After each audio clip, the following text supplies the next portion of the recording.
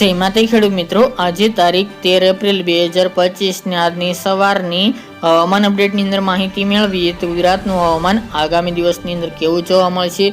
ફરીવાર તાપમાન 15 તારીખથી ઉચકાય તેવી સંભાવના દેખાઈ રહી છે. ફરી ગુજરાતની અંદર હીટવેવનો રાઉન્ડ જોવા મળશે. પવનની પણ માહિતી મેળવીશું.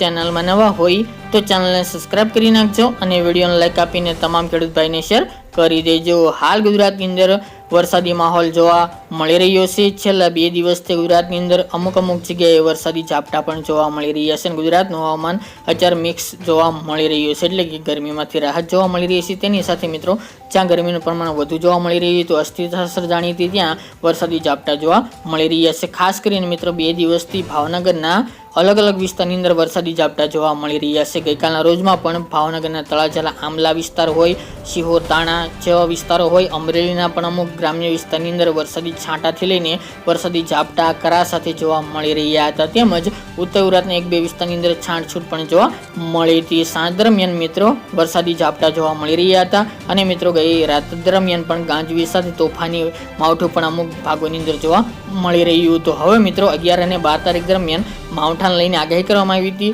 હવે આજે 13 તારીખથી ગુજરાતનું હવામાનમાં કોઈ પણ ફેરફાર થાય તેવી સંભાવના જણાતી નથી.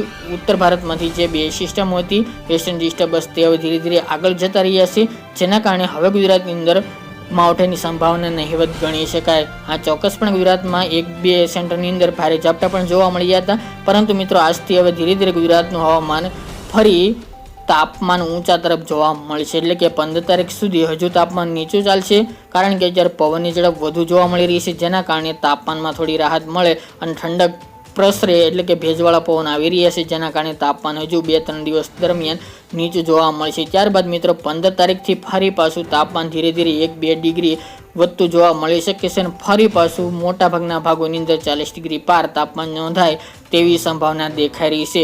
માવઠાની વાત કરીએ તો મિત્રો હમણાં કોઈ બીજા માવઠા થવાની સંભાવના જણાતી નથી. હાલ હવે કોઈ સિસ્ટમ પણ હમણાં એક્ટિવ થવા જાય તેવી પણ સંભાવના જણાતી નથી. જો અપડેટ હશે તો અવશ્ય માહિતી આપશું. બાકી મિત્રો ફરીવાર 15 થી 20ના ગાળા દરમિયાન એ તારીખો દરમિયાન તાપમાન ફરી ઉચકાઈને ઘણું ઊંચું જાય તેવી સંભાવના દેખાઈ રહી છે. પણ જો સિસ્ટમ ન હોય તો તાપમાન ઊંચું જોવા મળશે, એટલે કે હવામાનમાં પલટો આવશે તો ફરી તાપમાન નીચું જોવા મળી શકે છે, પરંતુ હાલની અપડેટ મુજબ કોઈ સંભાવના જણાતી નથી. બાકી રહી પવનની વાત, પવનની ઝડપ આગામી દિવસમાં હજુ પણ 3 દિવસ દરમિયાન જોવા મળશે. 15 તારીખથી પવનની ઝડપમાં ઘટાડો થશે. ત્યાં સુધી મિત્રો ઝટકાના પવન 40-45 કિલોમીટરની ઝડપે પણ અમુક વિસ્તારની અંદર જોવા મળશે. કચ્છ અને દક્ષિણ ગુજરાતની અંદર, સૌરાષ્ટ્રની અંદર 30 થી 35 કિલોમીટરની ઝડપે હજુ પણ 3 દિવસ દરમિયાન પવન જોવા મળે તેવી સંભાવના રહેલી છે. ઉત્તર ગુજરાતની અંદર પણ પવનની ઝડપ જોવા મળી રહી છે. આગામી દિવસમાં તેમાં પણ ઘટાડો જોવા મળશે. વધુ વિગતો આગામી દિવસમાં જણાવતા રહીશું.